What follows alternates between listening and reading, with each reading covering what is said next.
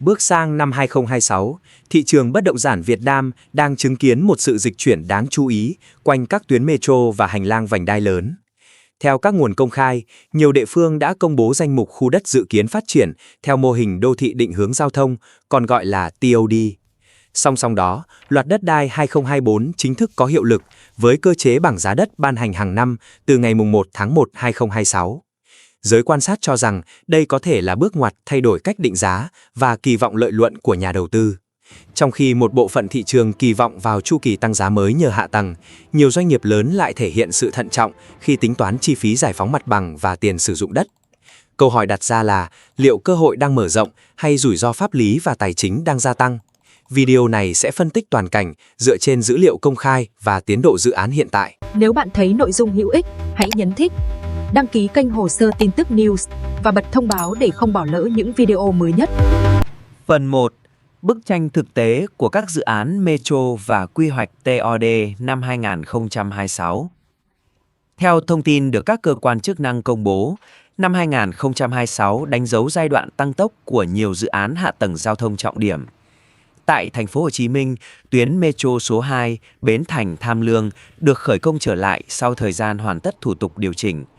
Song song đó, tuyến vành đai 3 đang trong quá trình thi công nhiều đoạn quan trọng, tạo ra kỳ vọng kết nối liên vùng giữa thành phố Hồ Chí Minh và các tỉnh lân cận. Ở Hà Nội, tuyến Metro số 2 Nam Thăng Long - Trần Hưng Đạo tiếp tục triển khai các hạng mục kỹ thuật theo kế hoạch đã được phê duyệt. Những tiến trình này là cơ sở hình thành định hướng phát triển đô thị gắn với giao thông công cộng. Mô hình phát triển đô thị định hướng giao thông, theo các tài liệu quy hoạch công khai, tập trung tăng mật độ xây dựng và đa dạng hóa chức năng sử dụng đất quanh nhà ga trong bán kính đi bộ. Cách tiếp cận này đã được áp dụng tại nhiều quốc gia châu Á, nơi hệ thống metro vận hành ổn định và tỷ lệ người dân sử dụng phương tiện công cộng cao.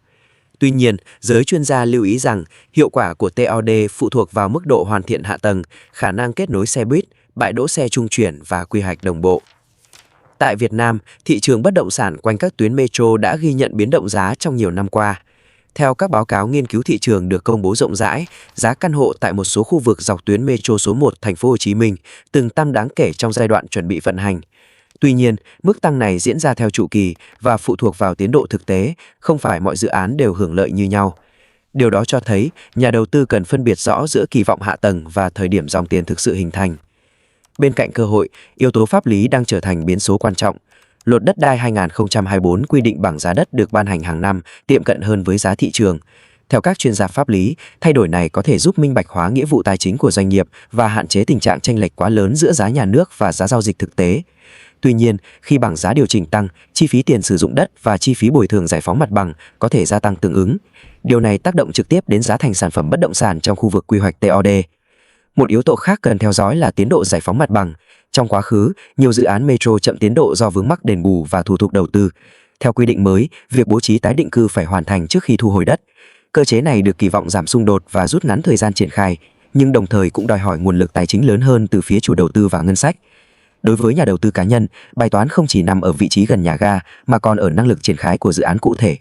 Giới quan sát cho rằng nên ưu tiên các khu vực đã có quyết định phê duyệt quy hoạch chi tiết, tiến độ thi công rõ ràng và hạ tầng kết nối hiện hữu. Ngược lại, việc mua đất dựa trên tin đồn điều chỉnh ga hoặc thay đổi lộ trình có thể tiềm ẩn rủi ro cao, nhất là khi thông tin chưa được xác nhận độc lập từ cơ quan chức năng. Nhìn tổng thể, năm 2026 không chỉ là câu chuyện sốt đất quanh đường ray mà là giai đoạn thị trường bước vào chu kỳ sàng lọc. Những dự án có pháp lý hoàn chỉnh, minh bạch tài chính và gắn với hạ tầng thực tế sẽ có lợi thế cạnh tranh dài hạn. Trong khi đó, các giao dịch dựa trên kỳ vọng ngắn hạn có thể chịu áp lực khi chi phí vốn tăng và quy định pháp lý được siết chặt hơn. Phần 2. Tác động kinh tế vĩ mô và liên hệ đến túi tiền người dân. Khi phân tích mô hình đô thị định hướng giao thông, cần đặt câu chuyện trong bối cảnh kinh tế vĩ mô thay vì chỉ nhìn vào biến động giá đất cục bộ. Theo số liệu công khai từ các cơ quan quản lý, chi phí logistics của Việt Nam nhiều năm qua vẫn chiếm tỷ lệ đáng kể trong GDP.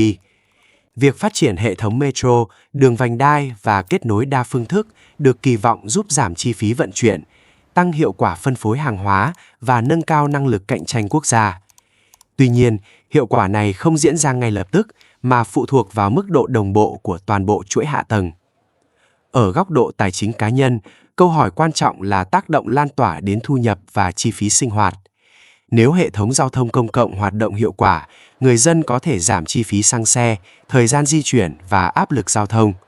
Mặt khác, khi khu vực quanh nhà ga được quy hoạch mật độ cao, giá thuê và giá bán bất động sản có xu hướng tăng theo cung cầu thị trường.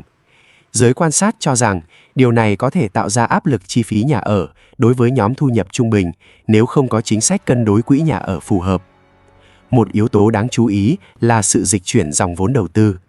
Theo các báo cáo thị trường được công bố, dòng tiền trong năm 2026 có xu hướng chọn lọc hơn, tập trung vào dự án có pháp lý rõ ràng và khả năng khai thác thực tế. Trong bối cảnh lãi suất và điều kiện tín dụng được điều hành thận trọng, nhà đầu tư cần cân nhắc khả năng vay vốn dài hạn thay vì kỳ vọng lướt sóng ngắn hạn. Điều này phản ánh xu hướng chung của thị trường tài chính, nơi rủi ro được định giá kỹ lưỡng hơn sau các giai đoạn biến động. Từ góc nhìn đầu tư, có thể phân tách 3 nhóm tài sản chính thường được so sánh: chứng khoán, bất động sản và vàng. Thị trường chứng khoán phản ánh kỳ vọng tăng trưởng doanh nghiệp, thường biến động theo chu kỳ kinh tế và chính sách tiền tệ. Bất động sản gắn với hạ tầng và quy hoạch, chịu ảnh hưởng lớn từ pháp lý và dòng vốn tín dụng. Vàng thường được xem là kênh phòng thủ khi kinh tế toàn cầu bất ổn. Giới phân tích cho rằng, việc phân bổ tài sản hợp lý cần dựa trên khẩu vị rủi ro và thời gian nắm giữ, thay vì chạy theo xu hướng ngắn hạn. Với mô hình TOD, lợi ích dài hạn nằm ở khả năng tạo ra giá trị sử dụng thực tế. Khi mật độ dân cư tăng quanh nhà ga, nhu cầu thương mại, dịch vụ, văn phòng và cho thuê có thể hình thành. Tuy nhiên, điều này chỉ bền vững nếu hạ tầng vận hành ổn định và kết nối thuận tiện. Nếu tiến độ kéo dài hoặc công suất khai thác thấp, dòng tiền kỳ vọng có thể không đại như tính toán ban đầu. Vì vậy, theo nhiều chuyên gia quy hoạch, yếu tố vận hành sau đầu tư quan trọng không kém giai đoạn xây dựng. Ở bình diện quốc gia, việc phát triển đô thị nén còn gắn với mục tiêu giảm phát thải và sử dụng năng lượng hiệu quả. Khi tỷ lệ người dân sử dụng phương tiện công cộng tăng, mức tiêu thụ nhiên liệu hóa thạch có thể giảm tương ứng. Tuy nhiên, để đạt được thay đổi hành vi di chuyển, cần có chính sách hỗ trợ như tích hợp vé liên thông, bãi đỗ xe trung chuyển và phát triển không gian đi bộ an toàn. Nếu chỉ tập trung vào xây dựng nhà cao tầng mà thiếu hạ tầng mềm, mô hình TOD có thể không phát huy hết tiềm năng. Đối với nhà đầu tư bất động sản, năm 2026 là giai đoạn cần đánh giá kỹ dòng tiền thực tế. Khả năng cho thuê, tỷ lệ lấp đầy và chi phí vận hành sẽ quyết định hiệu quả dài hạn, thay vì chỉ dựa trên mức chênh lệch giá mua bán. Giới quan sát nhấn mạnh rằng, trong môi trường pháp lý ngày càng minh bạch, biên lợi nhuận bất thường sẽ thu hẹp dần, nhường chỗ cho chiến lược đầu tư dựa trên giá trị khai thác bền vững. Phần 3. Thay đổi pháp lý năm 2026 và quản trị rủi ro đầu tư. Từ ngày 1 tháng 1 năm 2026, cơ chế bảng giá đất ban hành hàng năm theo Luật Đất đai 2024 chính thức được áp dụng. Theo quy định được công bố, khung giá đất trước đây không còn duy trì, thay vào đó, địa phương xây dựng bảng giá tiệm cận hơn với giá thị trường. Giới chuyên gia cho rằng, thay đổi này hướng đến minh bạch hóa nghĩa vụ tài chính, đồng thời giảm khoảng cách giữa giá nhà nước và giá giao dịch thực tế. Tuy nhiên, khi bảng giá điều chỉnh tăng, chi phí tiền sử dụng đất của dự án cũng có thể tăng tương ứng, tác động trực tiếp đến cơ cấu giá bán. Đối với các dự án phát triển theo định hướng giao thông, yếu tố chi phí đất đai đặc biệt quan trọng. Mô hình TOD thường yêu cầu quỹ đất lớn quanh nhà ga, bao gồm cả diện tích dành cho hạ tầng công cộng và thương mại dịch vụ. Khi việc bồi thường giải phóng mặt bằng dựa trên mức giá sát thị trường, ngân sách đầu tư ban đầu cần được tính toán thận trọng hơn. Nếu chủ đầu tư đánh giá thiếu chính xác, áp lực vốn có thể ảnh hưởng đến tiến độ và phương án kinh doanh. Một nội dung khác được dư luận quan tâm là quy định thu hồi đất vùng phụ cận hạ tầng để đấu giá hoặc tái phân bổ quỹ đất.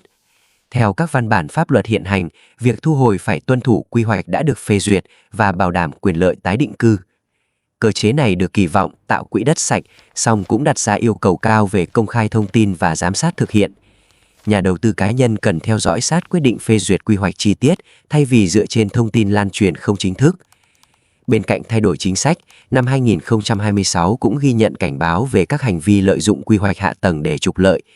Cơ quan chức năng nhiều lần khuyến nghị người dân kiểm tra kỹ pháp lý trước khi giao dịch. Một số thủ đoạn phổ biến được phản ánh công khai gồm làm giả giấy tờ sở hữu, sử dụng thông tin quy hoạch chưa được xác nhận hoặc tạo giao dịch đặt cọc chéo nhằm gây áp lực tâm lý.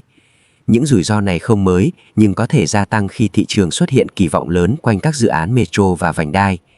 Trong bối cảnh đó, quản trị rủi ro trở thành yêu cầu cốt lõi. Nhà đầu tư nên kiểm tra thông tin thửa đất trên hệ thống dữ liệu đất đai do cơ quan có thẩm quyền cung cấp, đối chiếu quy hoạch tại phòng tài nguyên môi trường hoặc cổng thông tin điện tử chính thức. Việc sử dụng hợp đồng công chứng đầy đủ và thanh toán qua kênh ngân hàng giúp giảm thiểu tranh chấp. Giới luật sư khuyến nghị không nên giao dịch thông qua giấy viết tay hoặc hình thức vi bằng thay thế hợp đồng chuyển nhượng hợp pháp. Từ góc độ tài chính, cần tính đến khả năng biến động bảng giá đất trong các năm tiếp theo. Nếu bảng giá điều chỉnh định kỳ, nghĩa vụ tài chính của dự án có thể thay đổi theo thời điểm xác định tiền sử dụng đất. Do đó, kế hoạch vốn cần bao gồm biên độ dự phòng, đặc biệt với dự án triển khai nhiều giai đoạn. Với nhà đầu tư cá nhân, việc sử dụng đòn bẩy tài chính cao trong môi trường chi phí tăng có thể làm gia tăng áp lực trả nợ nếu dòng tiền cho thuê chưa hình thành. Nhìn dài hạn, mục tiêu của chính sách là xây dựng thị trường bất động sản minh bạch, ổn định và gắn với nhu cầu thực. Mô hình TOD chỉ phát huy hiệu quả khi kết hợp đồng bộ giữa quy hoạch, tài chính và vận hành.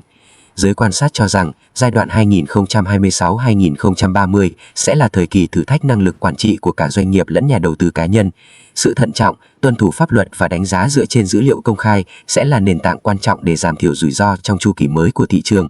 Tổng kết, tầm nhìn dài hạn và nguyên tắc thận trọng.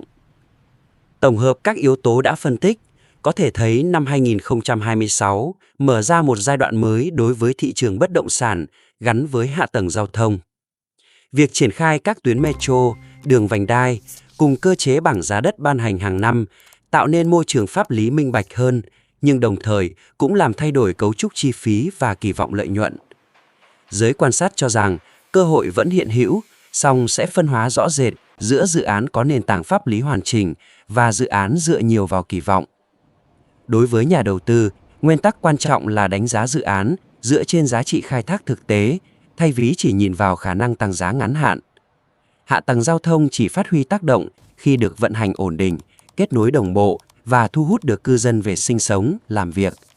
Nếu dòng tiền cho thuê, thương mại hoặc dịch vụ chưa hình thành, việc sử dụng đòn bẩy tài chính cao có thể tạo áp lực lớn trong bối cảnh chi phí vốn biến động. Ở tầm vĩ mô, phát triển đô thị định hướng giao thông phù hợp với mục tiêu giảm phát thải và nâng cao năng lực cạnh tranh kinh tế. Tuy nhiên, quá trình này đòi hỏi sự phối hợp chặt chẽ giữa quy hoạch, đầu tư công và quản lý thị trường. Thông tin trong video được tổng hợp từ các nguồn công khai tại thời điểm hiện tại và chỉ mang tính tham khảo. Người xem nên tìm hiểu kỹ văn bản pháp luật gốc và tham vấn chuyên gia trước khi đưa ra quyết định tài chính quan trọng. Sự tỉnh táo và kỷ luật đầu tư sẽ là yếu tố quyết định trong chu kỳ phát triển mới. Xin cảm ơn quý vị đã đồng hành cùng Hồ sơ tin tức News trong bản tin đặc biệt này. Xin chào và hẹn gặp lại trong những phân tích rực lửa tiếp theo. Lưu ý, video này được thực hiện dựa trên các nguồn tin tức công khai và dữ liệu chính sách từ các nền tảng trong và ngoài nước. Nội dung mang tính chất phân tích, giáo dục và cung cấp góc nhìn trung lập, không nhằm mục đích công kích, bôi nhọ bất kỳ cá nhân, tổ chức hay chính phủ nào. Chúng tôi không chịu trách nhiệm cho các hành động của bên thứ ba dựa trên thông tin trong video này.